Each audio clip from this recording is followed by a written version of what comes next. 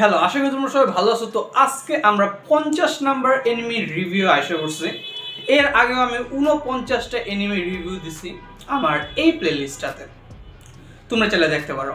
আমি আমার দেখা বেস্ট 100টা এনিমি এই প্লেলিস্টের মাঝখানে রাখবো, এবং ফিউচারে যদি আমার ইচ্ছা করে কোনো এনিমি আমি আবার রিওয়াচ করতে চাই, আমি এই লিস্টের থেকে যে কোনো একটা এনিমি আবার দেখতে পারি।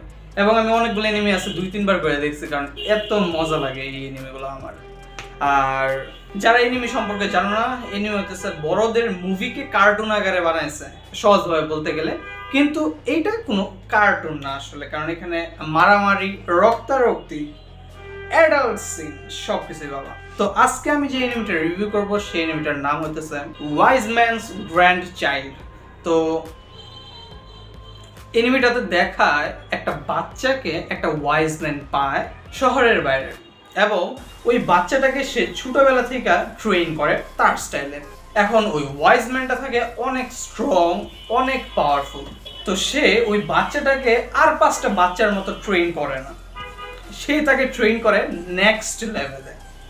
তো ওই বাচ্চাটা হয়ে ওঠে অনেক পাওয়ারফুল, মানে অনেক। কিন্তু সে কতটা পাওয়ারফুল হয়ে উঠছে এটা এখনো সে জানেও না, কারণ সে তার সমবয়সী কোনো বাচ্চার সাথে এখনো দেখা করে নাই। তারপর ফাইনালি একটা ডিসিশন নেওয়া হলো যে তাকে একটা স্কুলে ভর্তি করাবে, সে তার সমবয়সী বাচ্চাদের সাথে লেখাপড়া করবে। হ্যাঁ, তো যখন সে তার সমবয়সী বাচ্চাদের সাথে লেখাপড়া করার জন্য একটা স্কুলে ভর্তি হইতে যায়, তখন সে নিজের আর তার সমবয়সী অন্য বাচ্চাদের মাঝখানে যে একটা ডিফারেন্স আছে ম্যাজিক্যাল পাওয়ারের, সেটা বুঝতে পারে।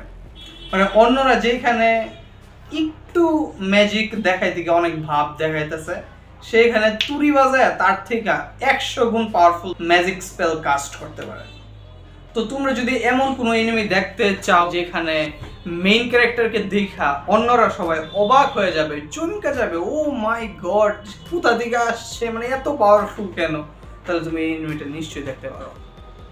এনিমিটা আমার অনেক ভালো লাগছে, তাই আমি তোমাদেরকে রেকমেন্ড করলাম। আর আমি চাই না কোনো স্পয়লার দিতে, আমি প্রথম এপিসোডেরই কিছু কিছু বললাম, এবং বাকিটা তোমরা গিয়ে দেখো। এই এনিমিতে তুমি একটা কিউটিকেও পাবা, যাও গিয়ে দেখো না, এবং কোনো রিগ্রেট ফিল করবা না, এটা আমি বলতে পারি। ওকে, তো আজকের জন্য দেখা হচ্ছে নেক্সট ভিডিওতে। ততক্ষণ সেফ থাকো, সুস্থ থাকো, বাই।